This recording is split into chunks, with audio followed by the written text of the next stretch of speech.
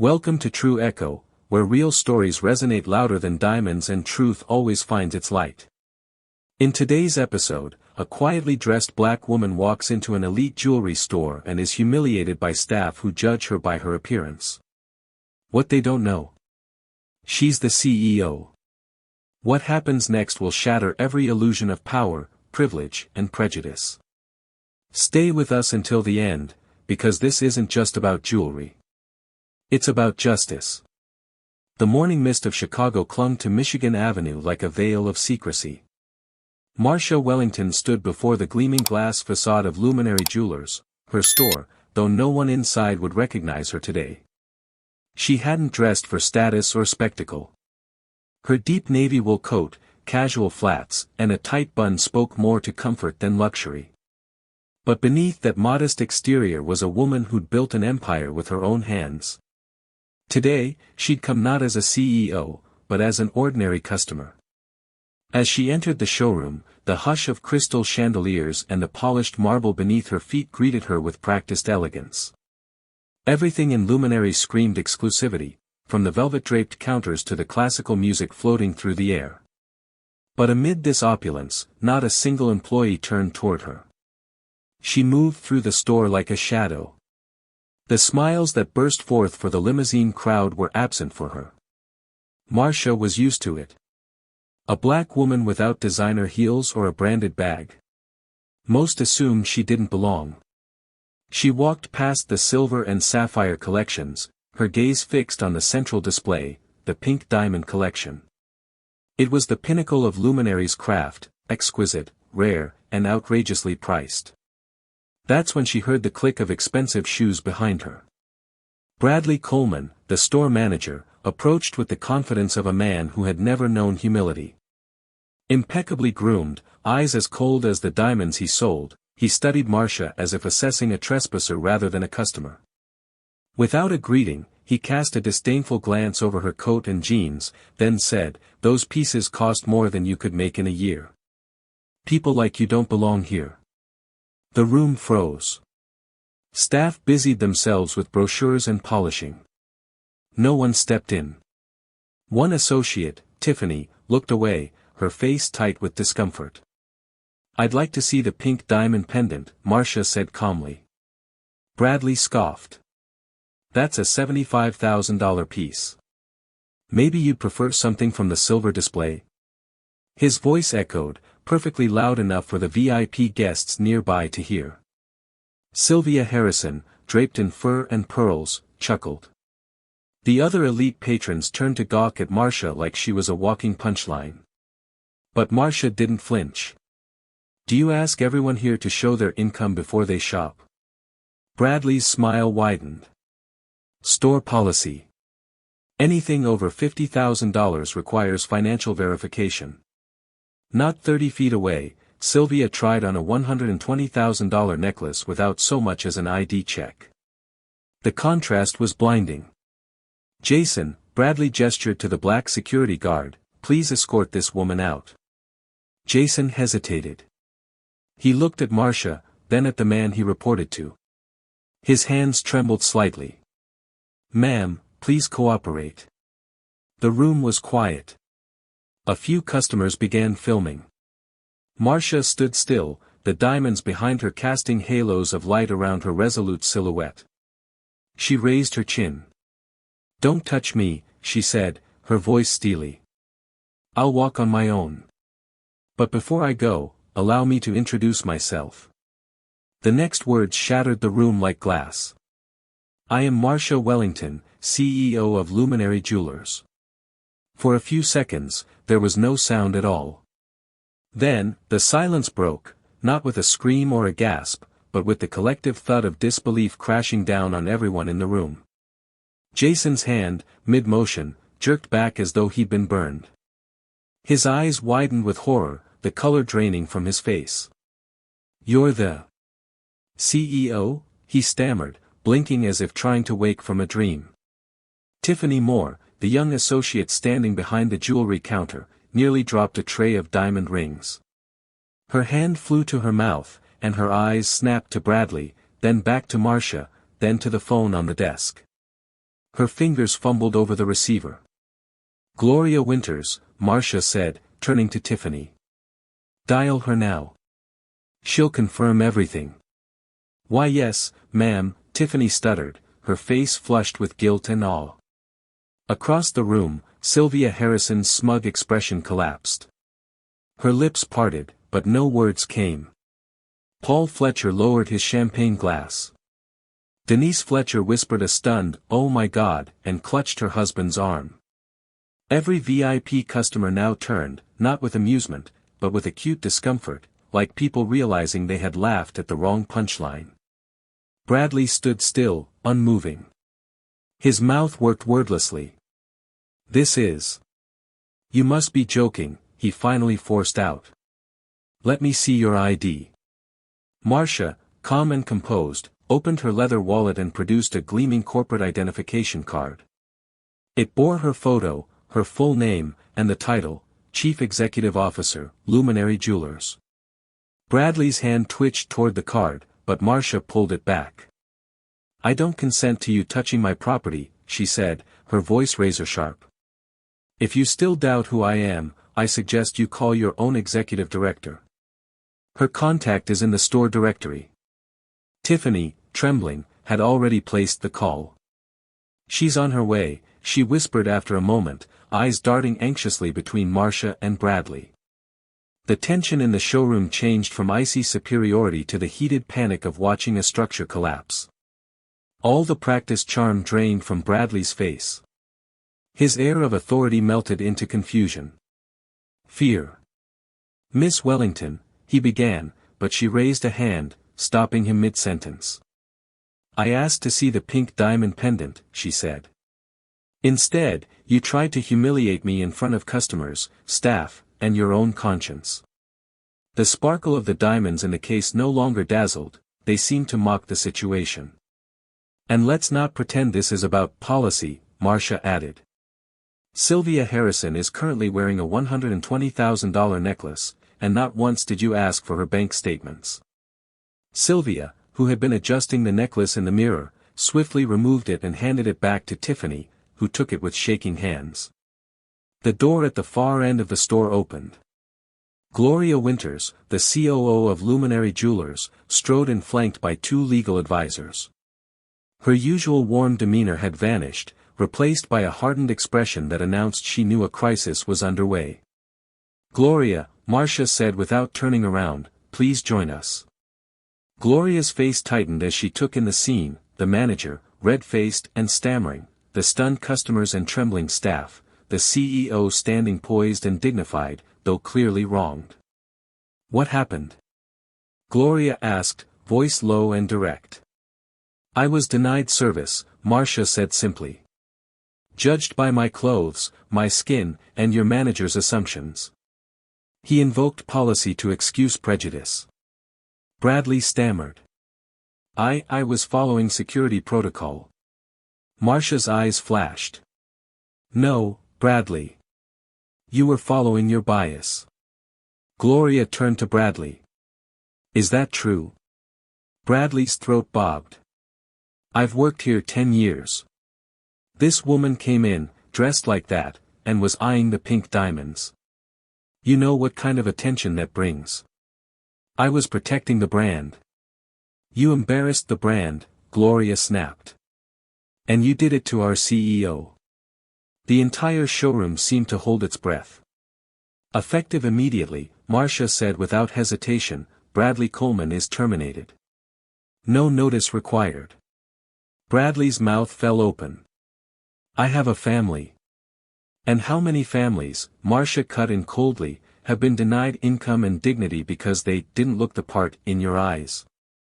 How many customers walked out of this store ashamed, while you stood here deciding who was worthy of respect?" Bradley's shoulders sagged. No one came to his defense. Not Jason. Not Tiffany. Not even the VIP customers he once catered to. Gloria motioned to her legal team. "Escort Mr. Coleman from the premises. Collect his access cards. All severance will be processed according to policy." Bradley didn't move. Then, slowly, he turned, his footsteps leaden, and walked out under the watching eyes of everyone he had once ruled over. For the first time since she entered the store that morning, Marcia Wellington stood in her own space, not as an outsider, not as a customer, but as a leader reclaiming her truth. And she wasn't done yet. The sound of the back office door clicking shut behind Bradley Coleman echoed like a gavel striking wood. In its wake, silence flooded the showroom, heavy and uncomfortable. No one moved. Every face, from customer to clerk, remained frozen, as if uncertain whether the rules of the world had just been rewritten. Gloria turned to Tiffany, who still stood gripping the jewelry tray. "Can you finish assisting the remaining guests?" she asked, her voice soft but urgent. Tiffany nodded slowly. "Yes, ma'am," she whispered, her voice shaking. But instead of returning to her display, she took a small, uncertain step toward Marcia. "Miss Wellington," she began, her eyes glassy. I want to say I'm sorry. I should have said something earlier. I saw what was happening, and I didn't speak up." Marcia turned to her, her gaze steady. "You were afraid." Tiffany nodded, shame flushing her cheeks. "I told myself I had no power. That keeping my job meant staying silent." "And today?" Marcia asked gently. Tiffany looked down, then back up. "Today, I realize silence is part of the problem. I should have had courage." Marcia placed a hand on her shoulder, not with condescension, but with quiet understanding. "You're not alone. Most people don't speak up the first time they see injustice. But real courage is doing it now, even if you didn't before." Behind them, Jason stood by the security podium, hands clasped in front of him, his face unreadable. His uniform looked suddenly heavier on his shoulders, like it carried the weight of complicity. "I didn't want to do it," he said quietly from across the room, "but I did. I followed his orders, even when I knew they were wrong." Marcia turned toward him. "Do you understand why it mattered that you hesitated, even for a moment?" Jason nodded slowly. "Because for 1 second, I chose fear over doing what was right. I saw someone who looked like me, and I still followed the man with power." The customers, once voyeurs to the spectacle, now found themselves surrounded by a moral reckoning. Their discomfort grew visible, some folding arms tightly, others setting down their champagne glasses without another sip. A few quietly slipped out the front doors, unwilling to be part of what was now unfolding. But others remained. Curious. Moved. Marcia took a deep breath. Her voice rose, not to command, but to lead. "I'm closing this store," she said aloud, to staff and remaining customers. "Not permanently, but for 2 weeks." Gasps rippled through the showroom. "You'll all be paid fully," she continued. "But during that time, every team member will be retrained. Not just in luxury service, but in something far more valuable: respect, fairness, and human dignity." Tiffany blinked, stunned. Jason's posture straightened. "And for anyone who feels this vision is not something they can stand behind," Marcia added firmly, "you are welcome to resign today. You'll receive full severance. No questions asked." Miguel, a quiet young Latino associate who had been lurking in the background, finally stepped forward. "I've seen people I know, friends, rejected here before they even had a chance to speak. I never said anything. I just watched." "Not anymore," Marcia said. He met her eyes. "Then I'll stay. I want to help change this." Gloria stepped forward beside her. "So will I." And just like that, something shifted again, not as dramatic as Bradley's fall, but deeper. A seed planted. Tiffany wiped a tear from her eye. "I want to be part of that future." Marcia gave her a small smile. "Then let's build it together." In the days that followed, that moment spread beyond Luminary's glass walls. The customer recorded videos, of Bradley's humiliation, of Marcia's calm declaration, of the explosive twist, hit social media like wildfire. In less than 24 hours, they had over 2 million views. But what shocked the public wasn't just the manager's bigotry. It was Marcia's poise. Her dignity. Her restraint. And her refusal to let it end with a firing. She turned it into a movement. #Luminary Lessons trended. Stories poured in, retail workers, hotel staff, corporate clients, even passengers at airports, people who had faced subtle humiliation and bias based on how they looked. Marcia appeared on talk shows. Gloria joined her in interviews. Tiffany, nervous but resolute, stood beside her on national television. The luxury world, Marcia said in one CNN segment, can no longer afford to be gated. Because true luxury isn't about wealth. It's about how we treat each other. That's the only thing that should glitter. And people listened. But even as the world praised her, Marcia knew, a press tour wasn't the mission. The real change had to begin at home. Inside Luminary. When the heavy glass doors of Luminary Jewelers closed for their temporary 2-week pause, the city took notice. News outlets parked vans outside. Curious passers-by stopped to take photos. Competitors whispered nervously about what kind of training could justify shutting down one of the most profitable boutiques on Michigan Avenue. Inside, however, a revolution was quietly underway. Gone were the luxury displays and velvet ropes. In their place, folding chairs arranged in circles, whiteboards with handwritten questions like, "What does dignity feel like?" and "When have you been judged unfairly?" At the head of the room, standing in front of her team, Marcia Wellington was not wearing heels or pearls. She wore jeans and a plain black blouse. No makeup. No performance.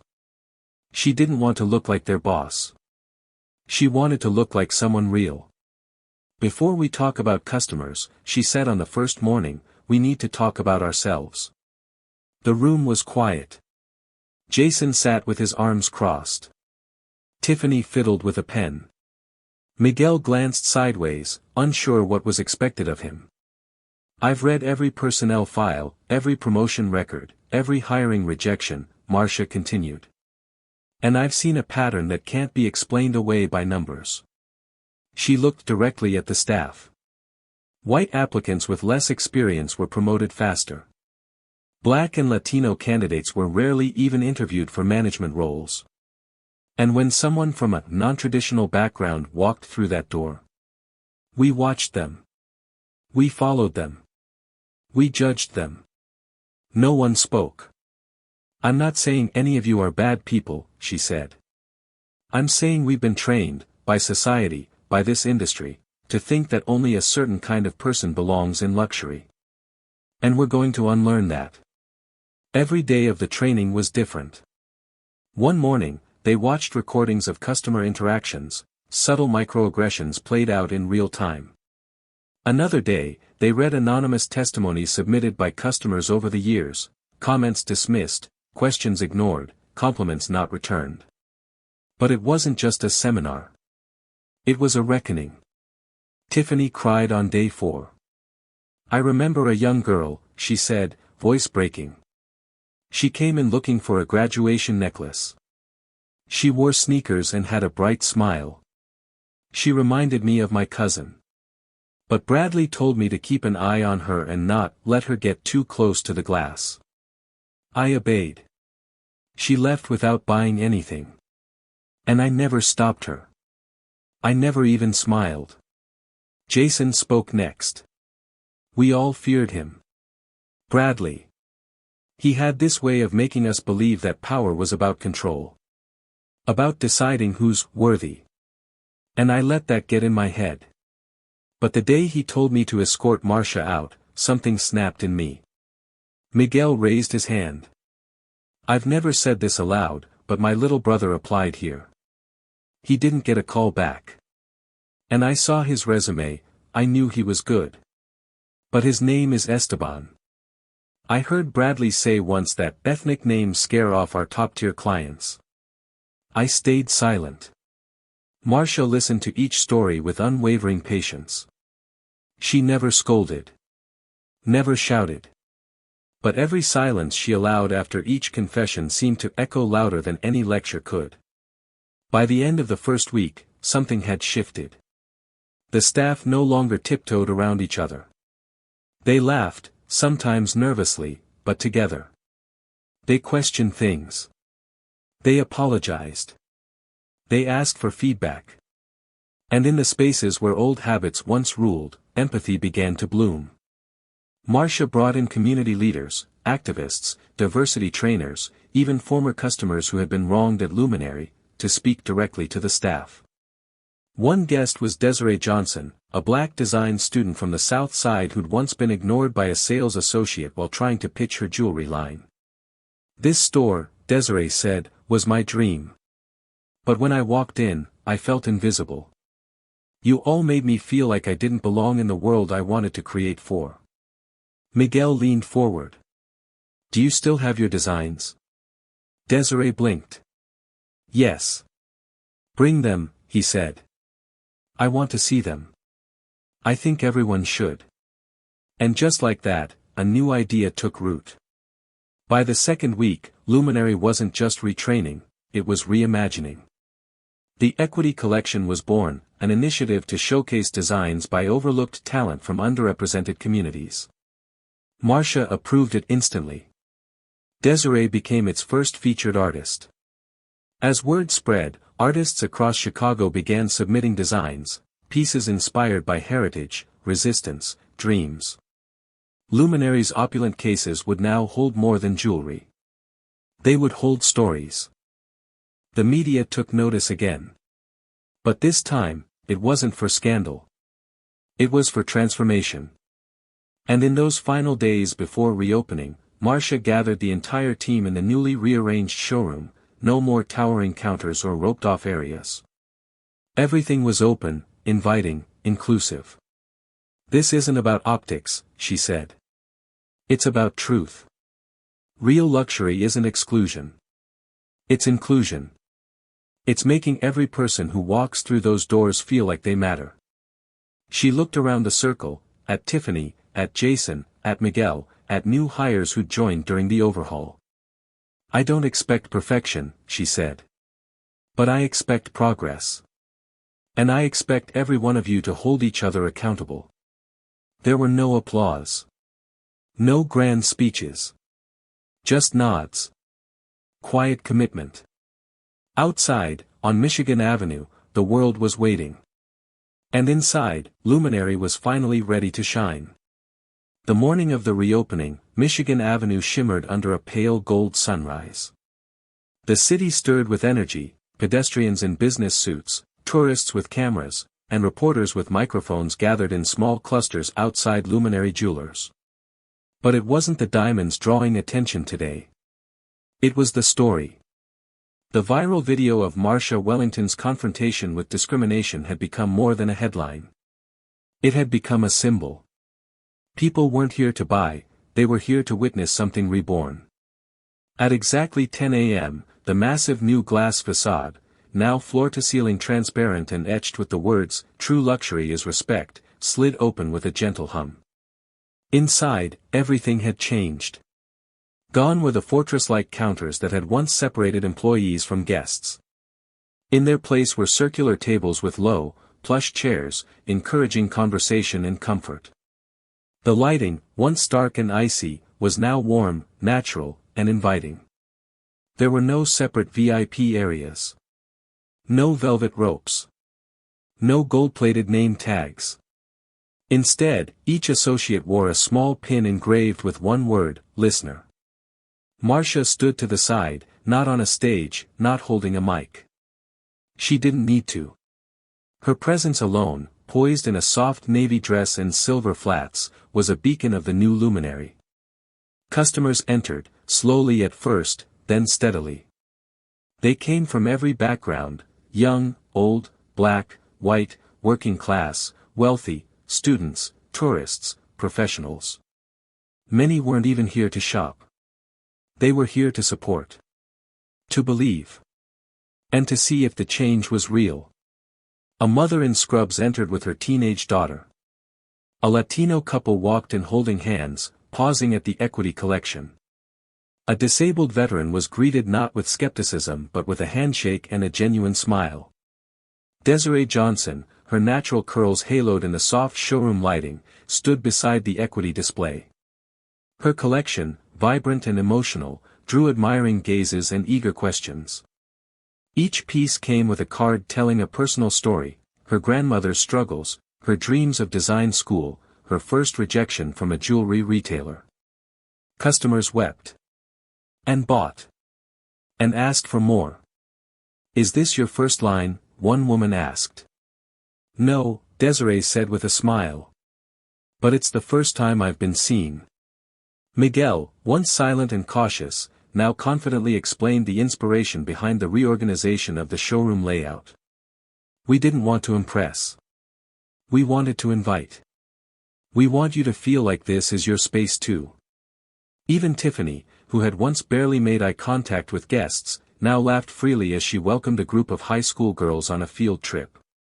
"Ask all the questions you want," she said. "This is your space too."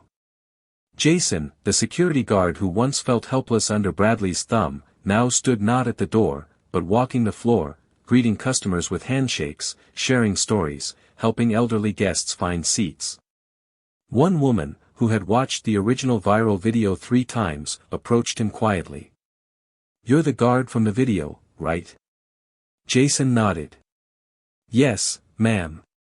She smiled and held out her hand. "Thank you for staying. Thank you for choosing better." He took her hand, overcome. "I won't forget again." Around noon, reporters were invited in. Not for a press conference, but for conversations. Marcia refused to give prepared remarks. "I'll let the store speak for itself," she said. They followed her, notebooks ready, as she moved from display to display, chatting with designers, embracing new hires, and listening to customers share their own stories of exclusion and hope. One journalist asked, "Do you see this as a PR win?" Marcia paused, her eyes serious. "This is not a campaign. It's a correction. And one store correcting itself won't undo everything out there, but we can start a ripple. A ripple that reminds people they deserve to be seen. To be heard. To be respected." The videos from reopening day quickly went viral too, but this time, they showed something different. They showed tears, hugs, laughter. They showed security guards helping elderly guests to their cars, teenagers trying on diamond earrings with awe, and multilingual employees offering tours in Spanish, Vietnamese, and ASL. But above all, they showed belonging. Within 48 hours, major outlets picked up the story again. NBC called it a rare corporate redemption arc. The New York Times dubbed it a revolution in retail.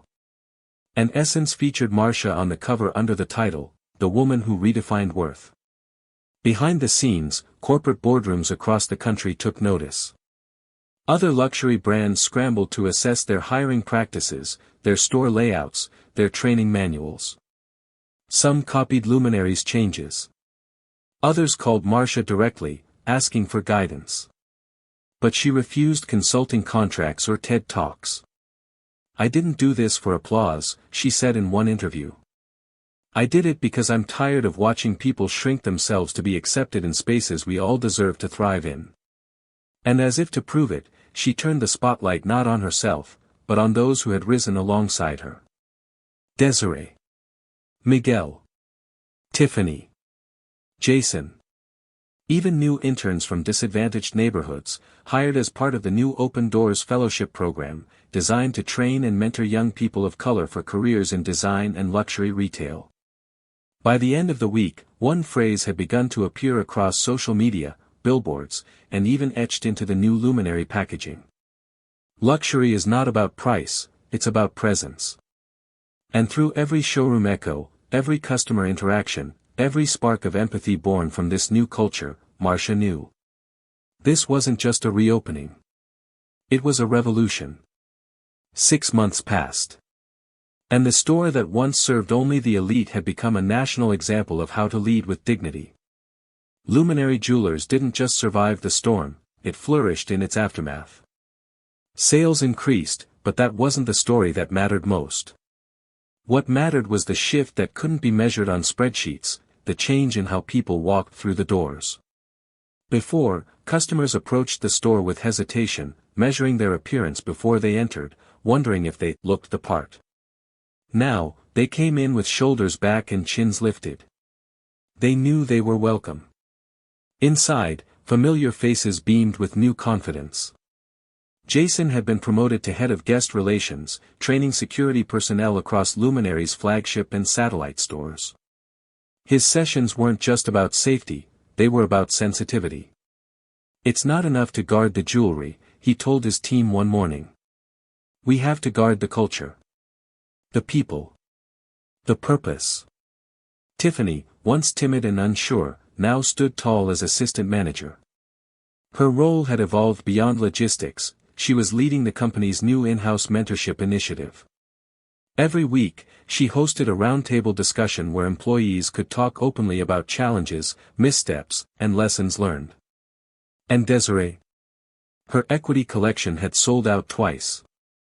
But instead of resting on her success, she used her platform to spotlight other emerging designers from underserved backgrounds. She even established the Design Without Borders grant, funded in part by Luminary's profits, to support marginalized artisans. At the heart of it all was Marcia, still quietly powerful, still leading without demanding attention. She spent less time in meetings and more time on the showroom floor, listening. Every time she passed by the plaque near the entrance, "Welcome. Excellence belongs to everyone," she smiled. Not because it was branding. But because it was finally true. But change didn't come without resistance. In one board meeting, a senior investor raised his hand. I think we need to shift back. We've lost some of our high-spending legacy clients. Maybe it's time to return to tradition. Marcia didn't flinch. Define tradition. Exclusivity. Prestige. Elevation of the elite experience. Marcia leaned forward. If prestige comes at the cost of someone's dignity, I'm not interested. And if any of our clients left because we treat people with respect, then they were never the kind of clients we wanted to keep. Silence followed. Gloria Winters, who had remained by Marcia's side through every chapter of transformation, spoke next. We're not here to return to tradition, she said. We're here to set a new one. That meeting became a turning point inside the company, a moment when Luminary decided not to chase its past but embrace its purpose. Other luxury brands took note. Some tried to copy the model superficially. But the heart of Luminary couldn't be replicated. Because it wasn't about the decor, or even the policies. It was about the people. One afternoon, Marcia received a letter. It was handwritten, folded neatly into a gold envelope. No return address. Inside was a single page. I watched what happened. I've spent most of my life believing I'd never belong in places like yours. But when I saw you stand your ground, I started to wonder if maybe I didn't have to change who I am, I just had to find spaces willing to accept me. I walked into your store last week. I wasn't judged. I wasn't watched. I was welcomed. I didn't buy anything yet. But I'll be back, because for the first time, I felt like I mattered. Thank you for building the kind of world I've only ever dreamed of. A girl who used to be invisible. Marcia read the letter twice. Then she placed it in a glass frame and hung it in her office, just beside her degrees, her awards, and her first sketch of Luminary's floor plan from 20 years ago. Because in that letter was the true currency she'd spent her career chasing. Human worth. As autumn leaves began to swirl along the avenue once more, Marcia stood in the heart of the showroom on a quiet morning. Sunlight poured through the new windows. A young black boy pressed his face to the glass, mesmerized by the display of gold bangles. His mother gently encouraged him inside. No one stopped them. No one followed. No one asked for proof of income. Instead, Miguel greeted them with a smile. Welcome to Luminary, he said. And the boy, eyes wide with wonder, stepped into a world that now truly belonged to him. A year had passed. Not long in the eyes of most corporations. But for luminary jewelers, and for the thousands who now saw it as more than a store, it felt like a lifetime. In that time, Marcia had watched her once exclusive brand evolve into something revolutionary. Not just a name in the luxury market, but a symbol, of redemption, of equity, of the kind of justice that doesn't wait for applause. On the anniversary of the day she walked into her own store and was told she didn't belong, Luminary held an open house. But this wasn't a marketing stunt. It was a celebration, not of sales, but of souls. Former customers who'd once been turned away now returned with their families. Community organizers, students, designers, and small business owners gathered beneath the cascading chandeliers to share stories, smiles, and yes, tears. There was laughter. There was joy. Desiree stood beside her second major collection, now named Breaking Glass. Each piece symbolized resilience. Broken shards of colored gemstones, set in brilliant patterns that reflected both pain and beauty. Miguel gave a tour to visiting design students from an inner-city charter school, explaining how heritage and identity could become design inspiration. Tiffany led a workshop on active listening and service rooted in empathy. No scripts. No sales goals. Just human connection. And Jason stood at the door, welcoming every guest like family. His badge now read, Director of Hospitality. His authority no longer derived from deterring threats, but from creating safety. By midday, local press had arrived. But this time, no one was performing. This was Luminary's new normal. Toward the end of the event, a young girl, maybe 11, walked up to Marcia. She wore a backpack and scuffed shoes, and clutched a notebook like it was her most precious possession. "Hi," she said shyly. "Are you, the boss?" Marcia smiled. "I am." The girl hesitated, then offered her notebook. Inside were pencil sketches, earrings, pendants, a ring shaped like a phoenix rising from flames. "I want to be a designer," she said. "But I didn't think I could." Marcia crouched to her level. "Why not?" "Because, no one who looks like me makes jewelry like this. At least not where I'm from." Marcia turned the page slowly, studying each drawing. "You see this?" she said, pointing to a design of a necklace shaped like a crescent moon woven with vines. "This isn't just jewelry. This is a story. And I think the world needs your stories." The girl's eyes lit up. "Do you want to come back next Saturday?" Marcia asked. "We're starting a youth mentorship program. You'll be the first." The girl nodded, unable to speak. It was a small moment. Easy to miss in a world obsessed with spectacle. But for Marcia, it was everything. Later that evening, as the last guests trickled out and the sun dipped low behind the city skyline, Gloria approached Marcia at the entrance. The light from the chandeliers bathed them both in soft gold. "You ever think about that day?" Gloria asked quietly. "When it all started?" Marcia looked around the showroom. At the diverse crowd. At the laughter, the comfort, the confidence. At the framed letter still hanging near the counter. At the plaque that read, "True luxury is respect." "I think about it every day," Marcia said. Gloria placed a hand on her shoulder. "Do you ever wish it had gone differently? Less public? Less painful?" Marcia took a breath. "No," she replied. "Sometimes it takes public pain to break private silence. That day, I wasn't just standing up for myself. I was making room for everyone who's ever been dismissed, underestimated, or silenced. That storm, it didn't destroy me. It revealed the foundation." The store fell quiet for a moment, save for the soft instrumental music playing in the background. "Justice," Marcia added, "isn't loud. It's persistent. It doesn't flash. It glows." She turned off the lights one by one, until only the ambient glow from the streetlights illuminated the store through the glass. And as the two women stepped outside, locking the door behind them, the luminary sign continued to shine above, brighter than ever. Not a symbol of wealth, but of worth. At True Echo, we bring you stories that don't just shine, they transform. Marcia Wellington didn't just reclaim her dignity, she redefined what it means to lead with purpose. Her journey reminds us.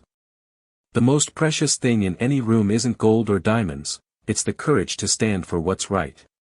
If this story moved you, subscribe for more powerful stories like this one. Share it with someone who needs hope. And comment below, what does real respect mean to you? Let's echo truth together.